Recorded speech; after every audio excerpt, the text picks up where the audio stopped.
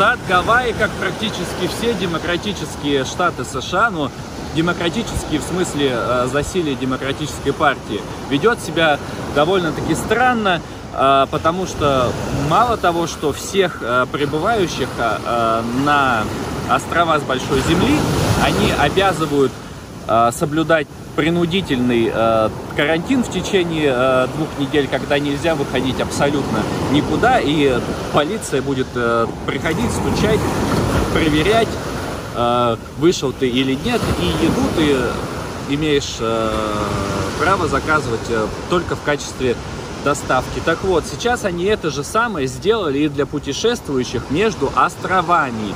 Хотя здесь, на острове Оаху, заболевших не так и много, они еще всех всегда считают и всех всегда пишут, включая выздоровевших. Типа сейчас на Гавайях зафиксировано там 200 с чем-то заболевших, но из этих уже половину выздоровели, выписались и живут нормальной жизнью. Ну так вот, на соседних островах, считай, вообще нету никаких кейсов, но тем не менее они еще и подобрубили сообщения между островами.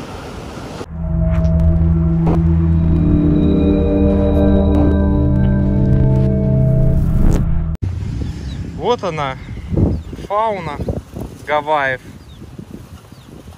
Такая куриная. Напротив странное дерево. Вокруг от этого дерева пух. А все это находится рядышком с кратером вулкана. Вот напротив. Очень классно это выглядит. Голуби, куры. Кстати, вот голуби на Гавайях, они белого цвета. Очень приятно смотреть на них. Небольшой пляж, небольшая бухточка. Очень красивая, очень приятная, особенно в хорошую погоду.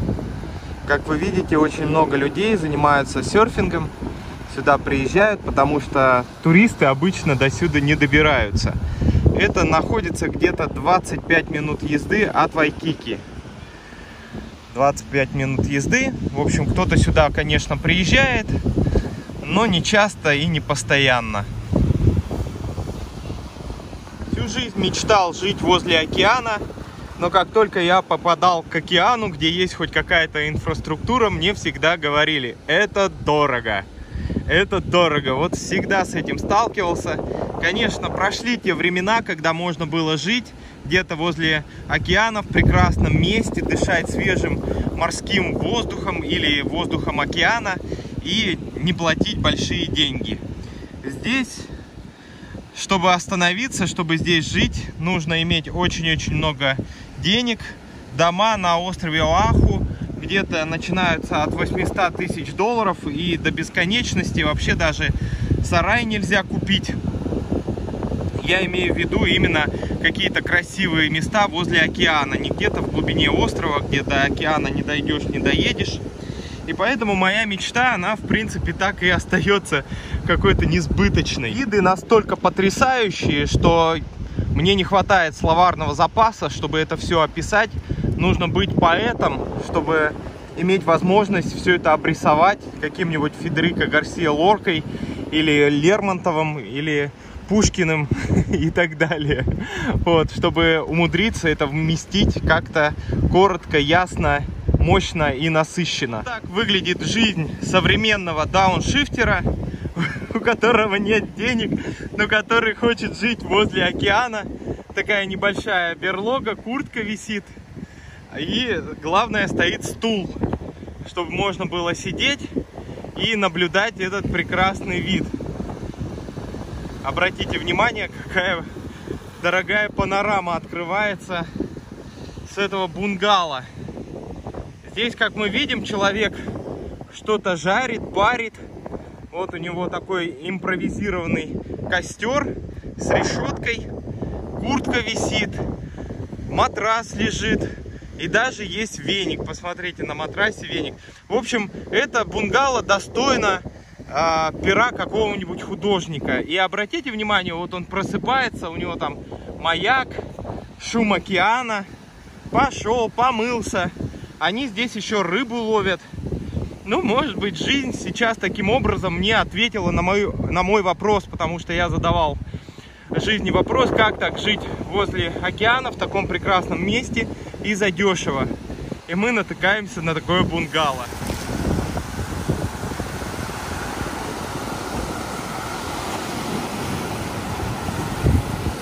Медитативное ощущение погружения в божественную реальность.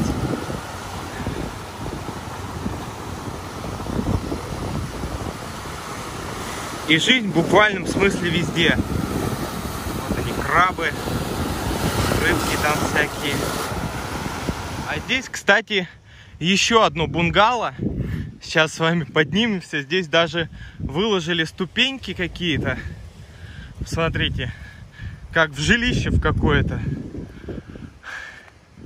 И здесь человек жил. Но сразу видно, чем человек питался, что человек употреблял. Вот. Это что у нас? Модель. Это, короче, осталось от сотового телефона. В общем, задняя крышка. Стулья. Вот, к сожалению, видите, в чем вся проблема. Когда человек перестает за что-то платить, его перестают контролировать, он приезжает в такую невероятную красоту, он начинает срать. Вот оставили здесь какое-то подобие казана, где все это можно делать. Очень печально. Печально за наш человеческий вид. Когда ты ходишь, и ты видишь, что человек даже за собой убрать не может. А вот когда он приезжает и платит большие деньги, этот человек вынужден за собой эту грязь убирать.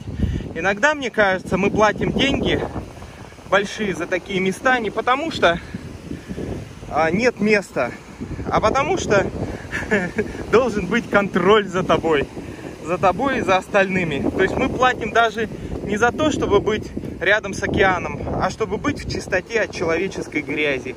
К сожалению, вот такие мысли приходят. Здесь у нас тоже расположился человек, вы видите, все он расставил как надо.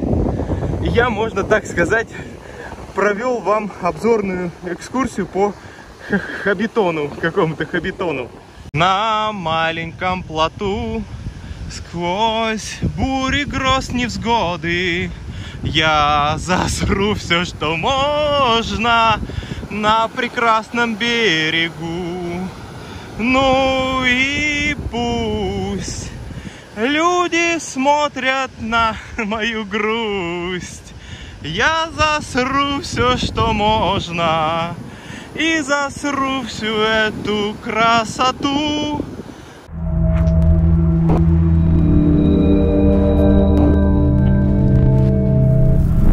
Друзья, перед вами гавайское капище и гавайские флаги. Если кто-то задавался вопросом, как выглядят гавайские флаги, они выглядят вот так.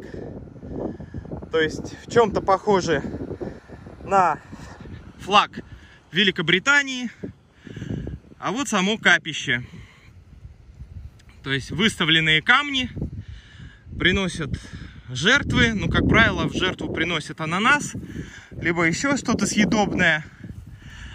Сюда приходят туристы, потому что все это расположилось в туристическом месте. И что самое интересное, что таких капищ становится все больше и больше и больше. С каждым приездом сюда на Гавайи, в туристические места, мы начинаем сталкиваться, ну, вот с такими композициями, религиозными композициями. Это очень-очень интересно. То есть гавайцы идут к своей идентичности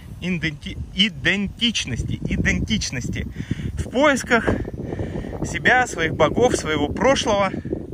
Делают они это в самых красивых местах. И почему-то где туристы. Но может быть, где туристов нет, мы этого и не видим. Здесь какие-то надписи у нас. Вот как это все выглядит. Притом, в свое время, я помню, капище было вот здесь только. А это капище уже раскинулось совершенно недавно. Hi. Hello. Hello. Yes. Are you from Hawaii?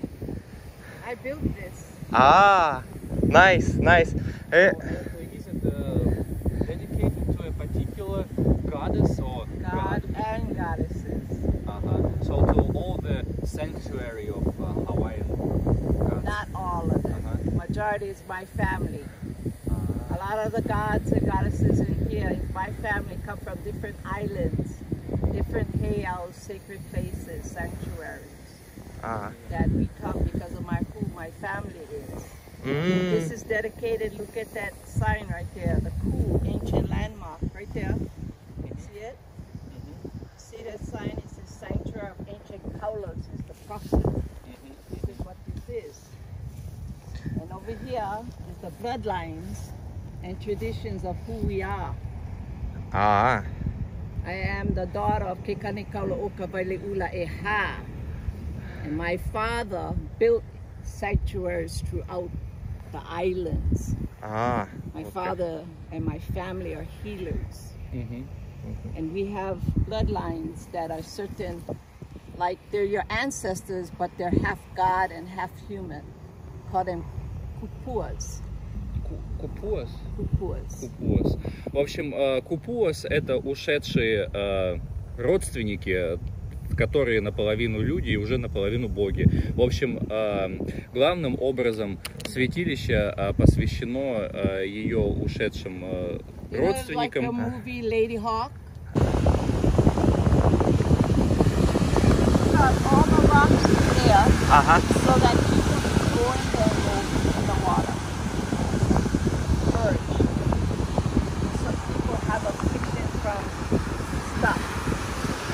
And that's the healing process right there. That is dedicated to Kanaloa. В общем, это бассейн священный, в котором люди чуть ли не крестятся в эту веру, и у кого, если какие-то проблемы, она их осматривает и видит, слышит, чувствует, может помочь. Она им велит опуститься в пруд, выбрать камень, потом принести камень сюда, положить его на стены, и потом она вместе со своими усопшими предками помогает. Get rid of.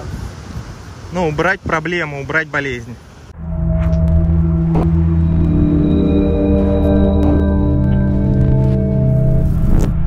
Пляж Макапуя-Бич.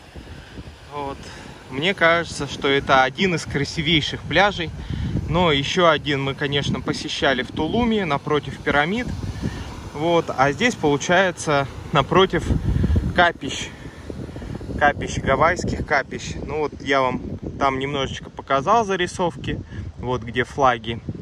И в принципе я для себя отметил, что практически всегда и везде, где люди помещают свои храмы, капища, вот, родственникам, богам и так далее, это безумно красивые места. Ну вот мы и пришли туда, куда шли. Сейчас будем купаться.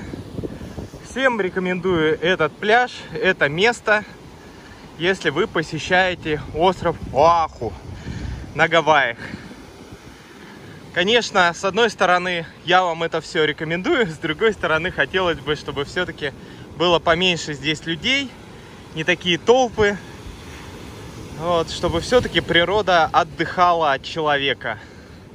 Сейчас у нас карантин, коронавирус, но несмотря на это, вы видите, что очень много людей здесь купается, хотя написано, что пляж закрыт.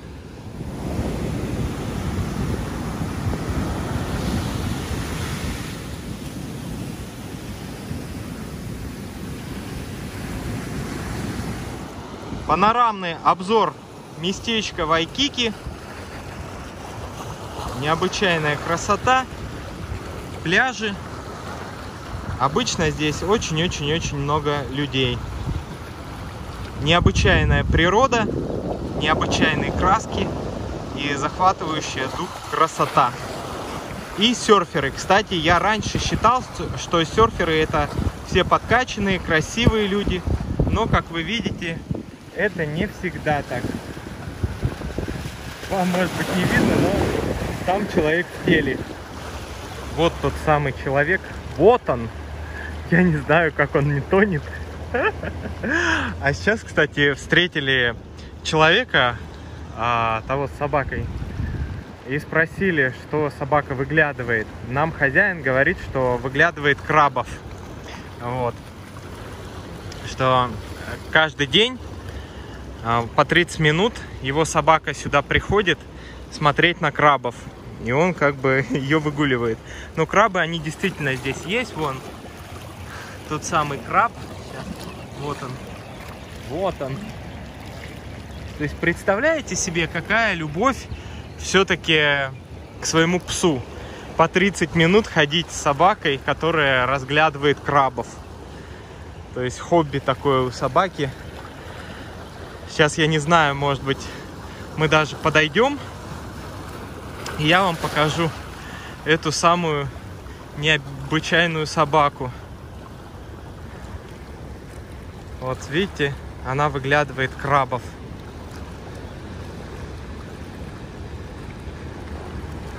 Вот такая интересная картина.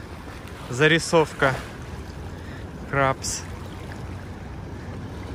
Но, конечно, необычайен сам хозяин, который по 30 минут разрешает своей собаке приходить сюда смотреть на крабов.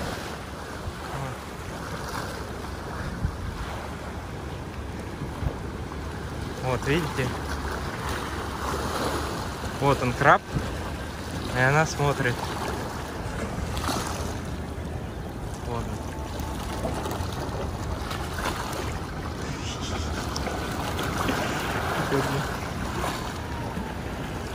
What is the name? Petunia? Yeah, like a flower. Ah, like flower. Petunia. It's nice. Your dog is very nice. Very interesting. На этом, друзья, все. Подписывайтесь на этот канал, чтобы видеть зарисовки с тех мест, которые мы посещаем. Также подписывайтесь на мой второй YouTube канал, Meta Sensitive называется. И используйте плейлисты, в которых вы найдете путешествия, стримы, философию и все остальное. Надеюсь, увидимся, услышимся на этом канале. Всем пока. Добавляйтесь в группу на ВК «Скрипучая дверь», если вы давний мой подписчик. Добавляйтесь в группу Telegram и добавляйтесь в Instagram. Все ссылки будут в описании. С приветом вам с Хаваев.